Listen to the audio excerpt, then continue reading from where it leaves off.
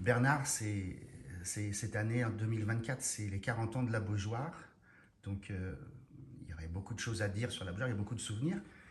Est-ce que toi, il y a un souvenir parmi tant d'autres dont tu te rappelles de la Beaujoire ou de ces personnages à un moment On qu'on fait pourrait parler vibrer? de Guy Scherrer, qui a été un personnage de la Beaujoire quand même.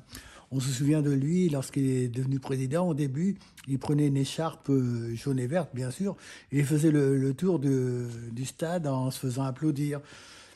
Pour un président, c'était totalement inconnu encore, inédit à l'époque. Un président qui se montrait comme ça. Et Scherrer ensuite suivait les matchs, évidemment. On se souvient de quand Nantes a été champion en 95. Et c'était une surprise puisqu'il avait pris le club totalement au fond du trou en 92. Et donc 3 ans après, en seulement 3 ans, donc, le FC Nantes remonte et est champion de France. Et Guy Scherrer pleurait. Il était au fond de la tribune de presse, il pleurait là. Quelquefois, il ne pouvait pas suivre les matchs. Il allait au bar du stade, qui était au rez-de-chaussée de la Beaujoire. Il buvait son petit whisky. Et puis, il suivait le match presque au son. Et il allait toujours à la fin du match accueillir les joueurs comme s'il avait vécu le match presque en direct, ce qui était faux. Et Chérard a quand même fait beaucoup pour le FC Nantes à l'époque.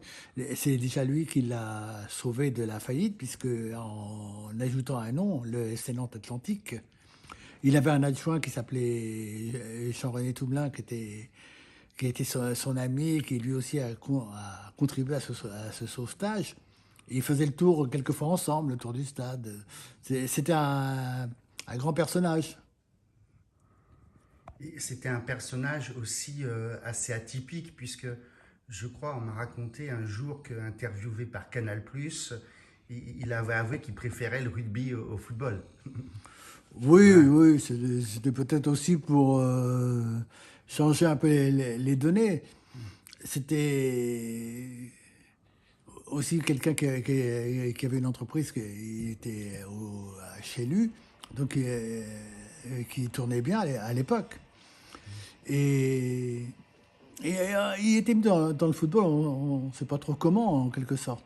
Il y avait son fils qui suivait il avait un fils qui suivait les matchs en tribune Loire dans les supporters. Ce qui était, et il savait un peu, en quelque sorte, grâce à cela, ce qui se passait presque dans les coulisses du club, parmi les supporters, ce qu'ils pensaient. Ce qui, pour un président, est rare quand même. C'est rare qu'un président sache ou se préoccupe de ce que pensent les supporters, ce qui est dommage. Mais lui, il avait déjà ce souci-là, en quelque sorte. Alors, il a claqué la porte à un moment donné parce il y avait beaucoup de tensions au sein du conseil d'administration et il a quitté la porte en disant un jour, vous me faites chier. Oui, c'est vrai.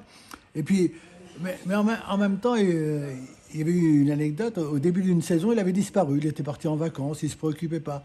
Et tous les gens. Et Nantes avait mal commencé cette saison. Et tous les gens disaient: mais que fait le président Scherrer? Que fait-il? Et lui, ben, il était en vacances.